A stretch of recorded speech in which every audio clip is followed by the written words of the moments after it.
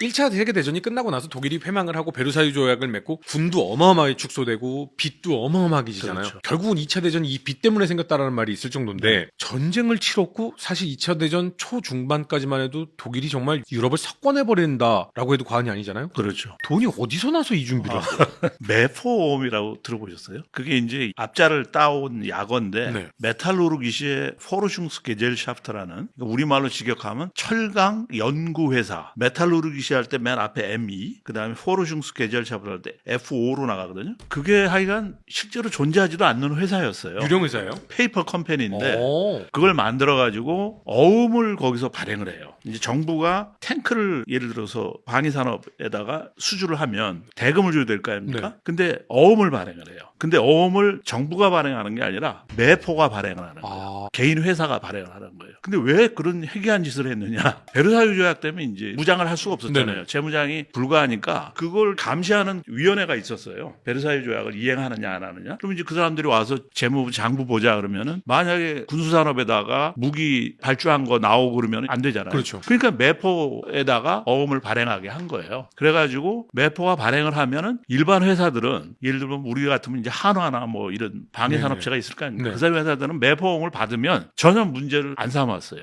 왜? 이거는 정부 보증 어음이기 때문에. 국채 같은 느낌이 있네요. 네, 자기들은 서로 알고 있는 거죠. 근데 요게 이제 보통 6개월짜리 어음인데 3개월씩 계속 연장이 가능하고 맥시멈 5년. 5년 안에는 상환을 해야 돼요. 네네. 돈을. 그리고 정부가 막 어음을 발행해 가지고 막 군비 증강을 하게 되면은 이게 나중에 문제가 될 거 아닙니까? 네. 그러니까는 인플레이션이 올 수도 있다라는 우려 때문에 연 이율 한 4% 정도 이자를 또 줬어요. 그러면은 자금 여유가 있는 회사들은 그걸 가지고 그냥 있는 거예요. 왜냐하면 연 4% 이자가 붙으니까. 네. 근데 자금 여유가 없는 회사들은 어떻게 하느냐? 그 매포음을 가지고 시중은행으로 가는 거죠. 그러면 이제 어음 할인을 받는 그렇죠. 거예요. 선이자 띄고 거기서 이제 현금을 내주는데 그럼 시중은행은 무슨 돈으로 그거를 매포 어음을 갖다 결제를 해주느냐? 일단은 국민들이 이제 예금한 거, 수신 예금 가지고 얘 지금 그런 식으로 쓰면 안 되는데?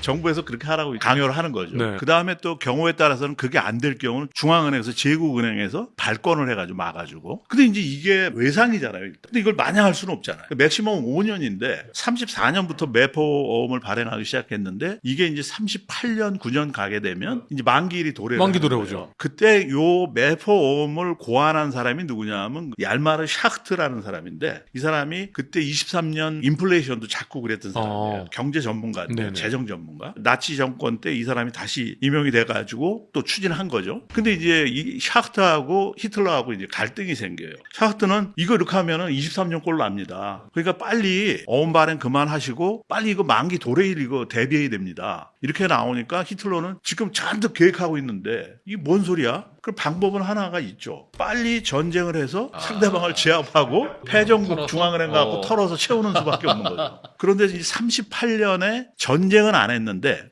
일단 불은 꺼요. 그게 뭐냐면 오스트리아 합병을 하죠. 그 다음에 그 체코를 또 주데텐란트로 들어가다가 주데텐란트만 그 체코하고 독일 국경지대 고기 독일인들이 많이 산다 그래가지고 고기만 점령한다고 그러다가 체코 자체를 전부 다 집어먹어요. 네네. 그러니까 체코 중앙은행 털고 그래갖고 일단은 불은 꺼요. 그러다 이제 39년에 전쟁이 터진 거죠. 이게 2차 대전이 어음 막으려고 이게 버린 거예요. 그런 식으로 아주 황당하게 전비를 조달한 거예요. 외상으로. 일단 돈이 없으니까요. 아니 근데 당연히 가치관이나 이런 걸 반영한 건 아니고요. 5년 동안 그렇게 돈을 돌렸는데 중앙은행이 돈을 엄청 찍어낸 거잖아요, 사실은. 그렇죠. 찍어낸 건데 인플레이션이 없이 유령 돈으로 지금 이렇게 5년을 버텼다는 게 어떤 의미에서는 대단하네요. 근데 그 독일이 버틴 이유가 매포 말고 도스 계획 같은 것도 있지 않나요? 그거는 이 히틀러 집권 전에 23년 11월 20일 날이 역사적인 날이거든요. 그날 1달러가 4조 2천억 마르크가 돼요. 예? 1달러가. 그래서 막 돈 막 그 리어커에만 싣고 가서 아예 다 태워버리기도 하고 막 연료로 떼고. 그러면 우리나라로 치면은 우리나라 전체 예산이 150달러밖에 안 되는 거예요.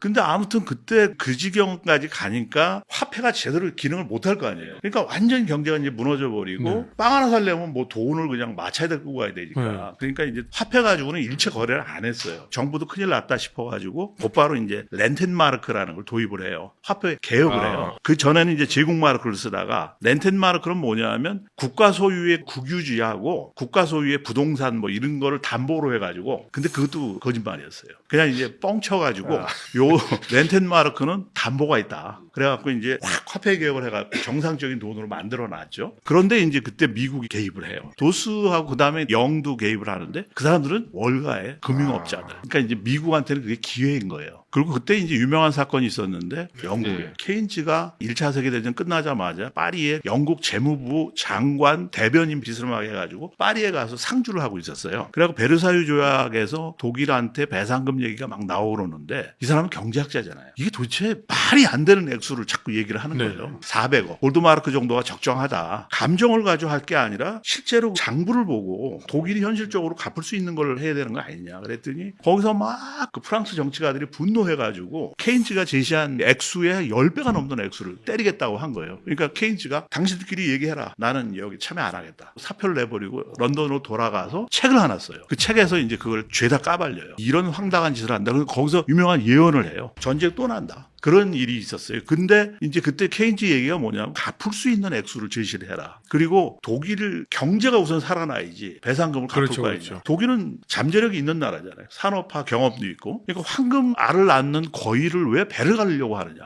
그 유명한 말을 해요. 그러면서 얘는 살려야 된다. 그래서 이제 미국이 딱 개입을 해서 우리가 돈을 좀 꿔줄 테니까 독일 경제부터 살리자. 그리고 지금 갚는 액수를 일단 줄이고 매년 갚는 액수도 현실적으로 좀 줄여주자. 그리고 나서 나중에 독일 경제가 좋아지면 조금씩 좀 올리는 걸로 하자. 그래서 미국이 개입을 해요. 근데 미국은 그게 투자의 기회였던 거죠. 사실 프랑스는 눈이 확 뒤집혀가지고 독일 전체 인구가 100만 원을 버는데 야 1000만 원 내놔. 그리고 매년 100만 원씩 내놔. 이러니까 독일 사람들은 자기가 생산한 거 숨만 쉬고 다 뺏겨도 못 갚을 정도가 돼버리니까 그렇죠. 미국이 와서 에휴 이 사람 죽어. 야 그러면 내가 이자율 10%로 해서 빌려줄 테니까 이걸로 차근차근 갚아. 이런 식으로 투자의 기회로 가져가서 그 돈과 어음깡과 이거를 뒤에서 잘 조정해가지고 전쟁 준비를 한 거네요. 그렇죠. 그러니까 독일 경제가 일단은 이제 24년 정도 되면 살아나기 시작해요. 29년에 공황이 터지잖아요. 네. 미국에서. 그래서 이제 그 도수 제한으로 해가지고 미국 자본이 이제 독일에 많이 들어왔단 말이에요. 그게 이제 다 쏜물 빠져나간 거예요. 미국에서 공황이 터지니까. 그래서 유럽에서 독일이 가장 또 큰 타격을 입어요. 그래서 24년에서 29년 공황 터지기 직전까지 5년을 갖다가 황금의 20년대 뭐 이렇게 얘기를 하죠. 근데 거시 경제를 봤을 때 좀 좋아진 거지 국민들 삶은 뭐 크게 변하지는 않았죠. 그때 당시에 그런 전쟁 배상금을 갖기 위해서 국민들은 번 돈의 막 몇 % 이상을 다